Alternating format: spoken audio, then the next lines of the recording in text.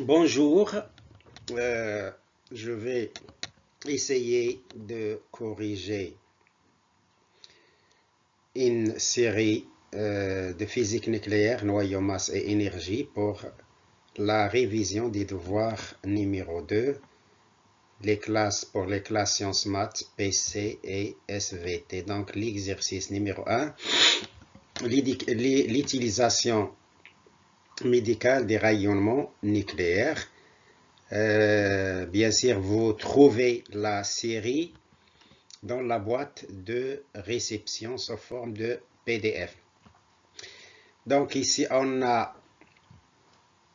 petit 1, TC99 et TC97 sont des isotopes dits technétium. Donnez la composition des nucléides. Donc, la composition du technétium 99, c'est Z43 nombre de protons, et le nombre de neutrons, c'est A-Z, c'est 99 moins 43 égale à 56. Maintenant, 1,2. La question 1,2, déterminer le nucléide le plus stable. Donc, je vais calculer l'énergie de liaison par nucléon. C'est 800, comme vous voyez, on a déjà 852,53 divisé par A qui est 99 égale à 8,61 MeV par nucléon. Pour le technétium 99, même chose, c'est 836,28 sur 97, c'est 8,62 MeV par nucléon. Vous remarquez que le technétium 97 a une énergie de liaison par nucléon plus grande, donc c'est le nucléide le plus stable, le technétium 97. 1, 3.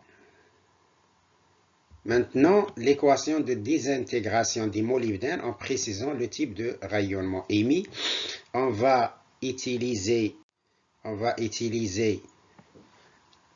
les lois de Soddy, c'est-à-dire conservation des nucléons et conservation de Z. Donc on a 97 égale à 97 plus A, 42 égale à 43 plus Z. Vous trouvez A égale à Z et Z égale à moins H. Donc c'est un électron. Type de désintégration, c'est bêta moins.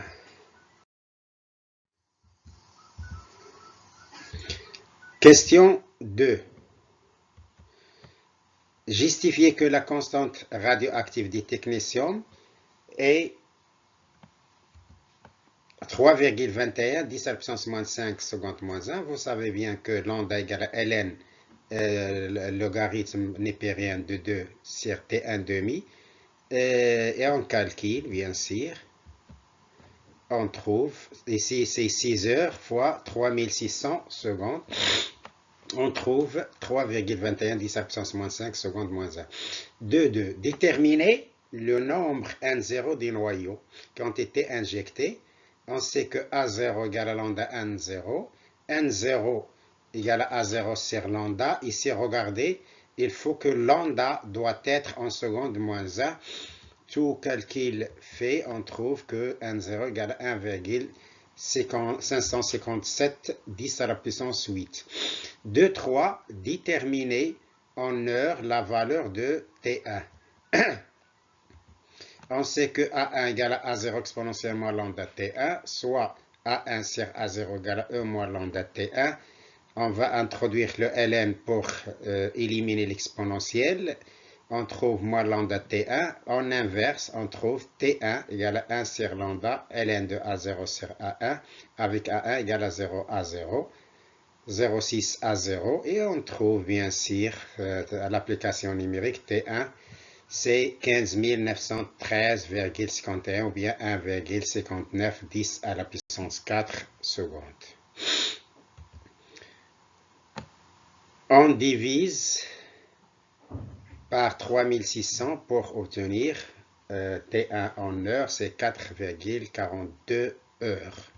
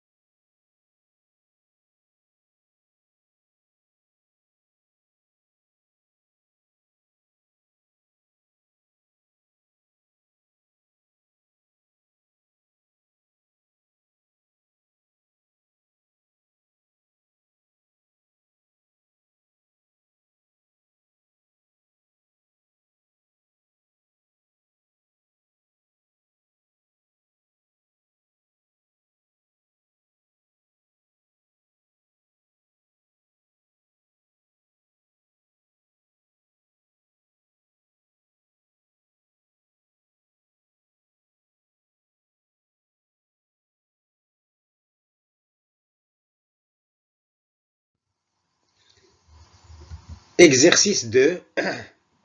Donc, vous trouvez l'exercice bien sûr dans la série, dans la boîte de réception. Question, ici on a les données. Question 1, donner la différence entre deux isotopes d'un même élément chimique. Donc, lorsqu'on parle des isotopes, on parle du même nombre de protons, mais le nombre de nucléons, bien le nombre de neutrons sont différents. Deuxièmement, préciser le nucléide représenté sur le diagramme. Regardez, c'est Y, on a ici comme proton Z, c'est 16, et comme neutron, c'est 16. Donc, c'est S3216, comme vous voyez ici. L'équation de désintégration des phosphores en soufre ou bien en Y, on utilise bien les lois de conservation et on trouve C-1 selon les lois de conservation, bien sûr, c'est un bêta-. Calcul de l'énergie de liaison par nucléon. Donc, la relation c'est ZMP plus A-ZM1-M de phosphore fois C carré. On fait le calcul et on trouve 10-3 C carré.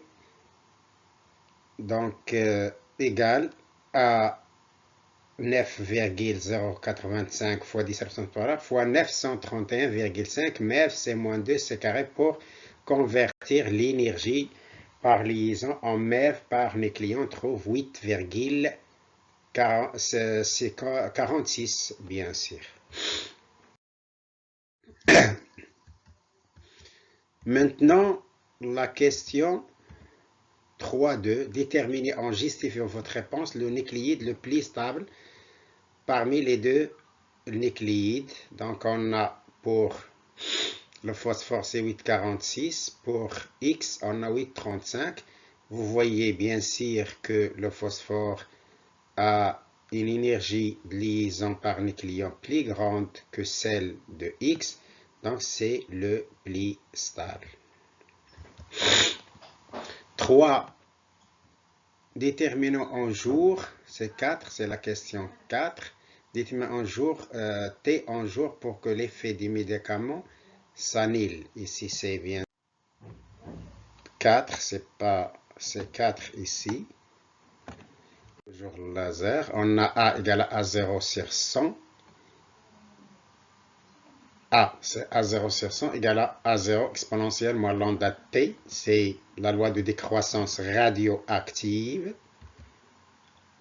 On divise, donc 1 sur 100, A0 sur 100, A0 reste 1 sur 100. C'est log ln de 1 sur 100 égale à moins lambda T, soit 1 sur lambda, lambda C pour éliminer le moins. Donc on va inverser, égale à T. Application numérique, on trouve T égale à 95 plus 148 ou bien 95,15 heures.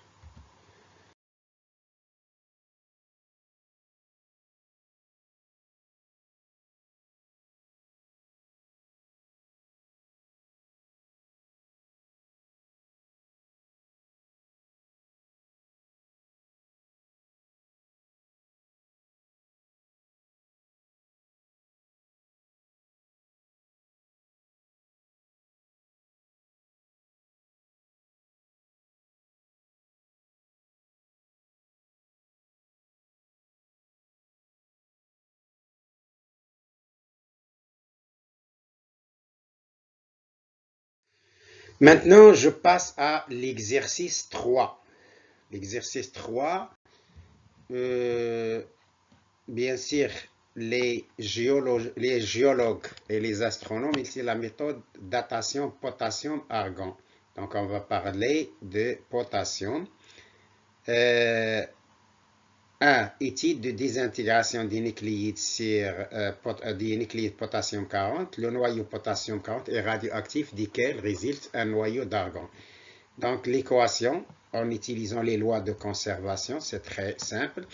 Donc, ici, on a 18, plus 1, c'est 19, 40 plus 0, donc c'est le rayonnement ou bien de type bêta plus 1, 2. Calculer en MeV l'énergie libérée au cours de cette transformation nucléaire. Donc, on va utiliser la réaction E libérée, c'est la valeur absolue de delta E, M de l'argon, plus M du positron, moins M de K, le tout fois le tout, une parenthèse ici, c'est M, c'est delta M, le défaut C carré. Donc, application numérique, on trouve moins 0,015 UC carré.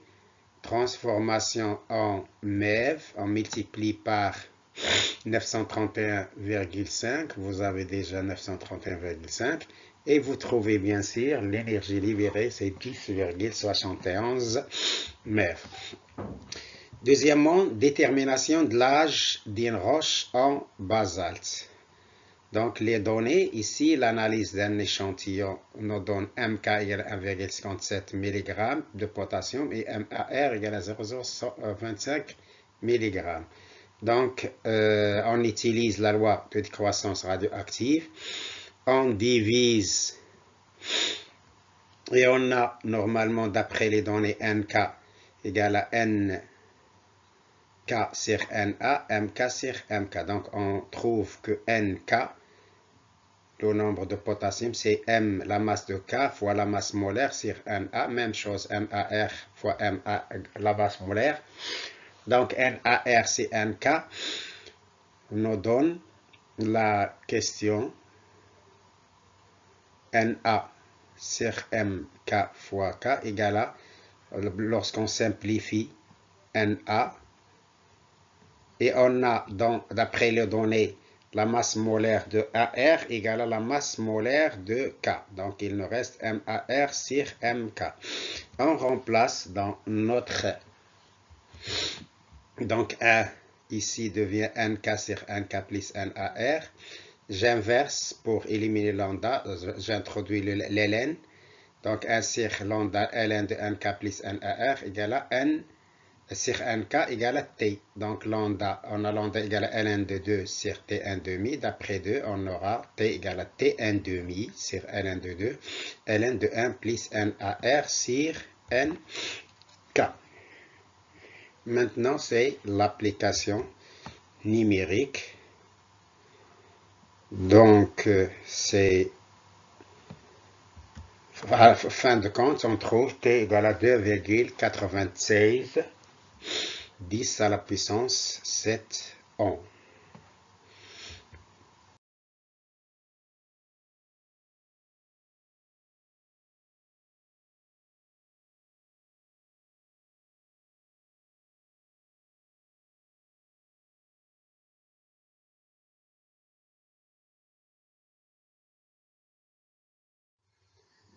Question 4. Donc, on a ici un diagramme, c'est le plutonium. On a ici les données. Écrire l'équation de désintégration du plutonium 210 en déterminant A à Z. Donc, ici, c'est une question classique. On utilise toujours les lois de conservation, c'est-à-dire conservation de A et conservation de Z. L'équation, qu'est-ce qu'on a? On a le plutonium se transforme en plomb AZ, donc selon les lois de conservation, on a A plus 4 égale à 210, Z plus 2 égale à 84. Lorsqu'on calcule, on trouve A égale à 206 et Z égale à 82.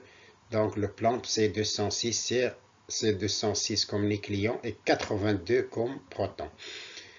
Maintenant, l'énergie libérée lors de la désintégration des poloniums. Ici, regardez ici, l'énergie des poloniums et en MeV et l'énergie des produits, le plomb et l'hélium.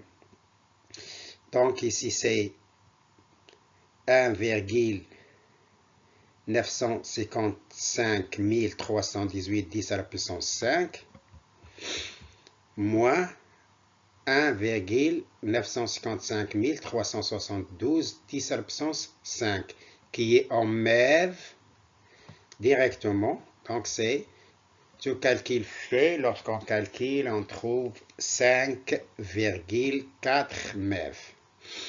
Question 2.2. Le défaut de masse des noyaux de polonium 210. Donc ici on a l'énergie de liaison des nucléides polonium.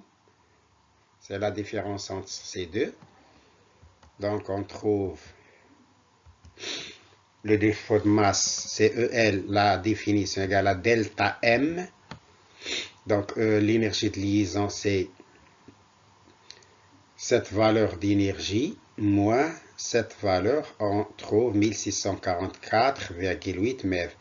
Et on sait que l'énergie de liaison, c'est delta M fois C carré, soit delta M égale à EL sur C carré de delta M égale à 1644,8 MeV par C carré.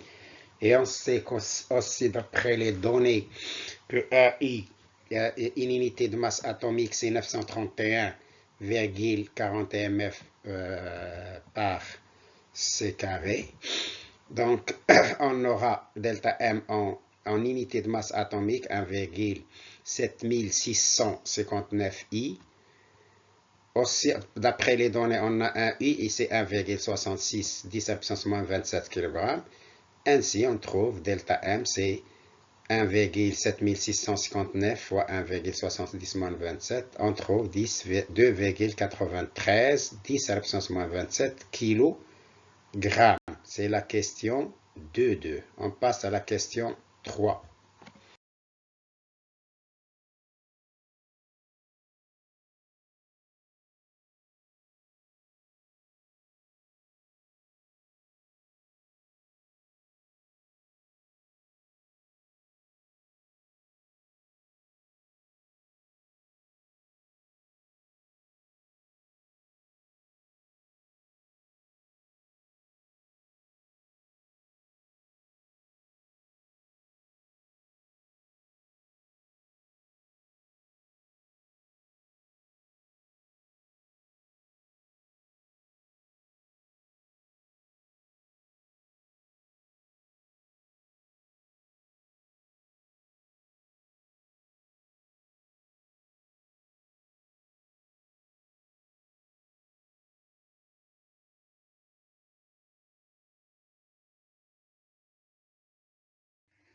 Pour la question 3, calculer en seconde moins 1 la constante radioactive du polonium. Donc, qu'est-ce qu'on a ici? On a déjà Tn², donc c'est très facile. On va utiliser tout simplement la relation entre lambda et Tn². Lambda égale à ln de 2 sur T1,5. Application numérique ici. Pour avoir seconde, on multiplie jour par 24 et seconde, heure en seconde, c'est 3600. On trouve bien sûr lambda égale à 5,81 10 à la puissance moins 8 secondes moins 1. Question 4, c'est la dernière question. Déterminer l'instant T1 où l'activité A1 égale à 3,7 10 à la puissance moins 4. On utilise la relation A1 égale à A0 au moins lambda T1. Donc, on va introduire ln pour éliminer l'exponentielle ln de A0 sur A1 égale à lambda T1.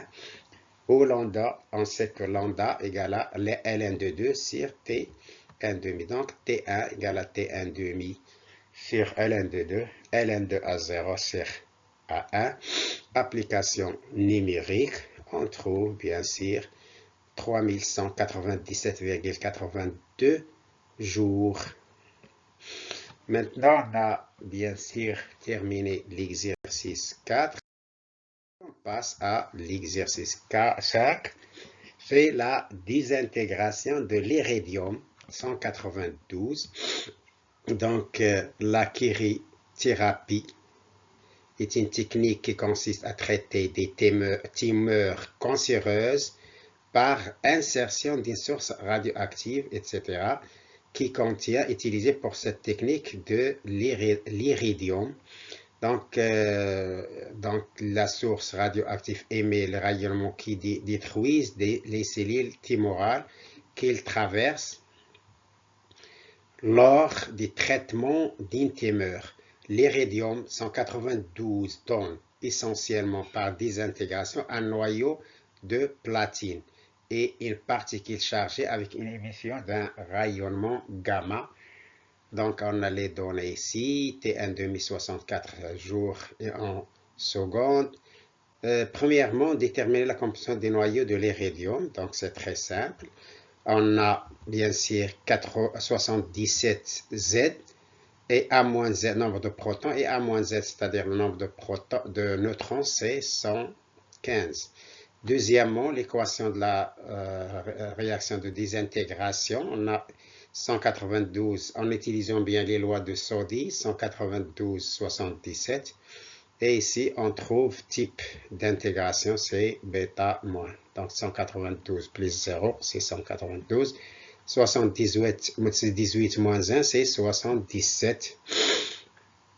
Question 3. On suppose que le corps humain ne contient pas initialement de l'air à la date t égale à 0. On implante à un patient un fil métallique contenant une source d'iridium. L'activité de cette source, c'est A1. Calculer N0. Donc, la relation que vous savez bien sûr, A0 égale à lambda N0, c'est-à-dire N0 égale à A0 sur lambda. Et lambda égale à ln de 2 sur T N1/2. Donc, N0 égale à A fois T N1/2 sur ln de 2. Application numérique, on trouve 99 619,36 comme 1,0, bien 9,96 10 à la puissance moins 4. Maintenant, 3,2, déterminer ND, le nombre de noyaux d'iridium 190 intégrés au bout de 2 ans. Donc ici, ND, le nombre désintégré, c'est pas qui reste. Donc, qu'est-ce qu'on a pendant 730 jours à peu près, 2 ans.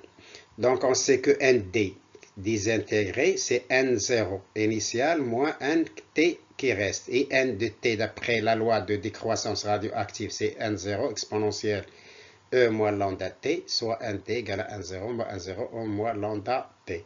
On factorise par N0. Donc, c'est N0 exponentielle 1 moins E moins lambda T. Et on trouve ND. Ce calcul fait, application numérique, on trouve ND à peu près égal à 1,0. Donc ici, le noyau, on peut dire que le noyau est totalement désintégré. Il ne reste rien dans le corps humain. Et il nous reste l'exercice 6, les transformations nucléaires. Les réactions de fusion maintenant et de fission sont considérées parmi les réactions qui produisent une grande énergie qu'on peut exploiter dans divers domaines. Donc ici, on a des données, la masse du Soleil, etc. 10% de la masse du Soleil. Donc ici, regardez, la masse d'hydrogène représente 10% de la masse du Soleil. Maintenant, on a des réactions.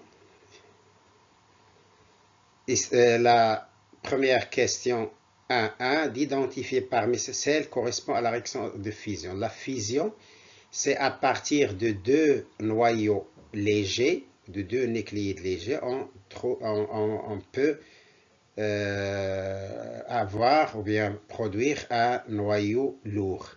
Donc c'est le cas de A. La réaction de fusion, c'est A. Par contre, ici, on a ces réactions spontanées. Ici, spontané alpha, l'uranium. Et ici, pour D, c'est une réaction de fission. Donc, la différence, on a fusion avec S. Ces deux noyaux se rassemblent pour donner un noyau plus lourd. Donc, c'est ça la fusion. Fission, on a un noyau se divise en deux noyaux plus stables. Donc, je passe maintenant à ces fusions. 1, 2. L'énergie de liaison par nucléon des noyaux uranium. Donc, ici, on a le diagramme. Ici, l'énergie de diffusion, l'énergie de liaison par nucléon, on a cette valeur d'énergie moins cette valeur.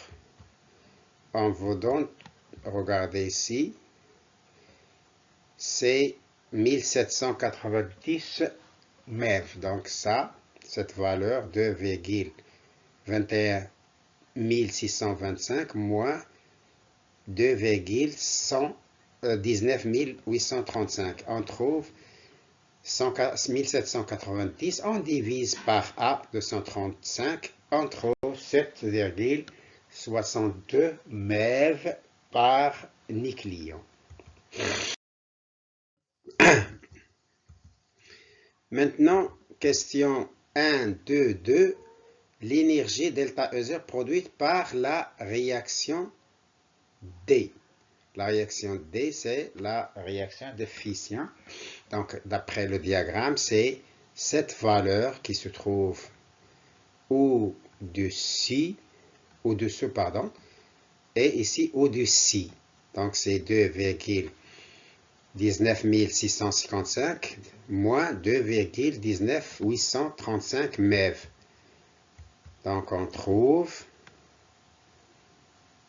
c'est 24,7 MeV. On va la convertir en joules. La question, c'est en joules. Énergie par la réaction D, donc on trouve 3,96, 10 à la puissance moins 12 joules. 2. Question.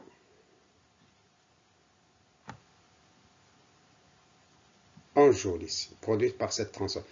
Trouvez en nom la durée nécessaire à la consommation de tout l'hydrogène présent dans le Soleil.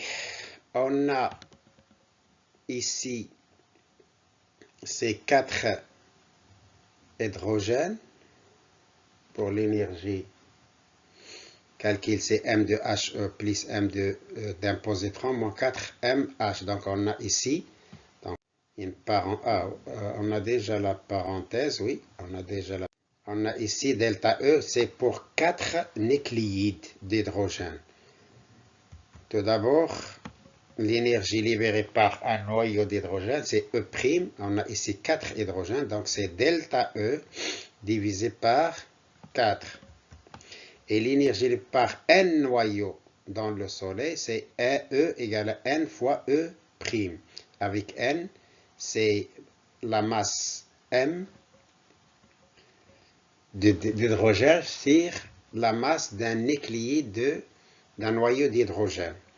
Donc M, ici le Soleil représente seulement 10% en hydrogène, donc c'est M égale à 0,1 M du Soleil. Finalement, pour un an, on a, c'est l'énergie du Soleil, et pour delta T, on a N fois delta E sur 4, soit delta T, c'est 0,1 ms sur mh, delta E sur 4 fois ES. Application numérique, donc on trouve que delta T égale à 1,18 10 à la puissance 20 ans. Si regardez ici, qu'est-ce qu'on a? On a la masse d'hydrogène en kilogrammes. Donc, il faut multiplier par 1,66 10 à la puissance moins 27. Ici, bien sûr, c'est l'âge linéaire de chaque part solide. Donc, ici, c'est la durée nécessaire à la consommation de tout l'hydrogène présent dans le Soleil, c'est 1,18 10 à la puissance 20 ans.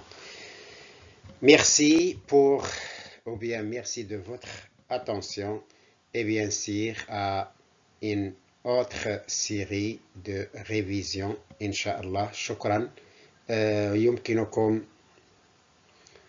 Vous pouvez partager cette vidéo pour que d'autres élèves voir cette فيديو يعني باش لكي يستفيد الجميع. شكرا ومرحبا بكم في كل لحظة pour la chaîne شفيق فيزيك شيم.